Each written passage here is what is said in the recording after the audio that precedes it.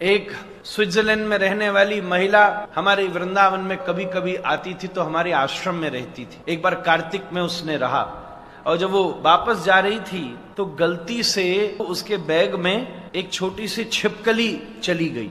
Bag में घुस जाती है ना, भारत में तो होती है, यहाँ तो सब।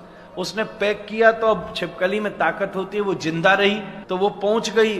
पता नहीं क्यों चेकिंग में भी नहीं पकड़ में आया, जो भी कारण रहा होगा। जब वो अपने 10 घंटा बाद घर पहुंची ज्यूरिक में, हम जानते हैं उसको अभी भी मौजूद है, पुरानी बात नहीं है, 10 साल पुरानी बात है। उसने बैग खोला तो उसमें से छिपकली निकली। प्रभुपाद जी की भक्त है, इस्कॉन की वैष्णवी है, तो उसने छिपकली निकली तो वो एकदम घबरा गई और तुरंत उसके मन में क्या भाव आया, अरे अरे अरे, ये वृंदावन की छिपकली मैं यहाँ स्विट्जरलैंड में ले आई। अरे वृंदावन में तो छिपकली भी राधा रानी की कृपा के बिना कोई नहीं बन सकता। मैंने कितना बड़ा अपराध किया, कितना बड़ा पाप किया, क्या करूं मैं। उसी समय अपनी माँ को बुलाया, बड़ी दूर रहती थी। डॉक्टर से पूछा, इंटरनेट पे देखा इसको क्या खिलावे मारे हम, वो तो कोई घबरावे। वो घर में घूमने लगी, उसको कुछ खाने के लिए ड्राई फ्रूट दिए तो छिपकली तो न ड्राई खावे न फ्रूट खावे, वो तो उसका ड्राई फ्रूट तो दूसरा ही है।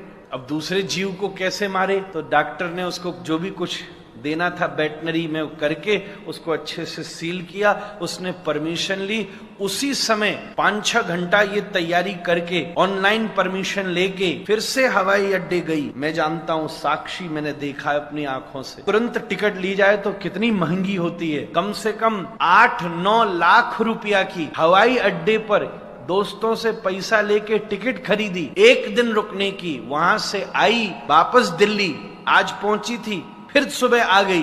गाड़ी लेके वृंदावन आई, हम सब लोग चौंक गए।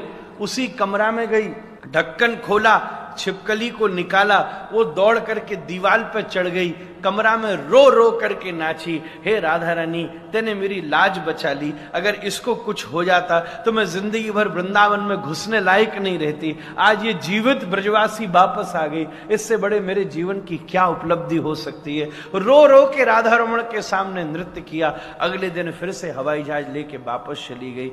ऐसे ऐसे वो दिग्गज वैष्णव, आज बड़े बड़े भारतीय अपने आप को हिंदू कहने वालों को धोती तिलक पहनने में, तिलक करने में शर्म आती है।